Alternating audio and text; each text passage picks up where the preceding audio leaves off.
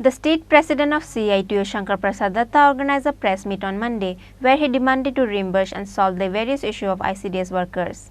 The CITU has demanded on various issues, including to increase the pension of ICDS workers up to 9,000, to increase the tenure up to 65 years, to provide all-age pension and other such issues.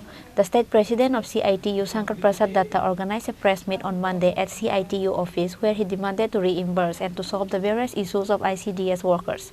On that account, they will also submit a deputation in coming June first week, says the CITU president, Shankar Prasad Datta. ICDS এর এখানে 156টা সেন্টারে সবচেয়ে প্রত্যন্ত এলাকা আমাদের দামছড়া তার পার্শ্ববর্তী এলাকা সেখানে 156টা সেন্টারে 312 জন অঙ্গনওয়াড়ি হেল্পার গত এপ্রিল মাস থেকে তারা মজুরি পাচ্ছেন না, তাদের ফিডিং বিল তারা পাচ্ছেন না, তাদের অন্যান্য যে খরচাপাতি করতে হয় সেন্টারটা চালাবার জন্য তার বিল তারা পাচ্ছেন না, না বেতন না ফিডিং বিল না অন্যান্য কোনো সুযোগ সুবিধা সেখানে তারা পাচ্ছেন। এই জায়গাটায় আমরা লক্ষ্য করছি যে 3রা মে থেকে কয়েকটা সেন্টারে বিশেষ করে রিয়াং শরণার্থী অধ্যুষিত যে সেন্টারগুলো আছে সেই সেন্টারগুলোতে লোক সেখানে ঢোকাবার জন্য তারা উদ্যোগ নিয়েছিল। ইতিমধ্যে এই নিয়ে একটা সংঘাত সেখানে শুরু হয়েছে। 26 জন ওয়ার্কার নেওয়ার উদ্যোগ তারা নিয়েছিল, এই সব বিষয়ে সেখানে সংঘাত শুরু হয়েছে। আমরা বলবো যা কিছু হবে এলাকার মানুষদের সাথে সবার সাথে আলাপ আলোচনা করেই যাতে হয়, যাতে এ নিয়ে কোনো রকম সংঘাত কোনো জায়গায় না হয় এ বিষয়ে আমরা সেখানে দাবি জানাচ্ছি।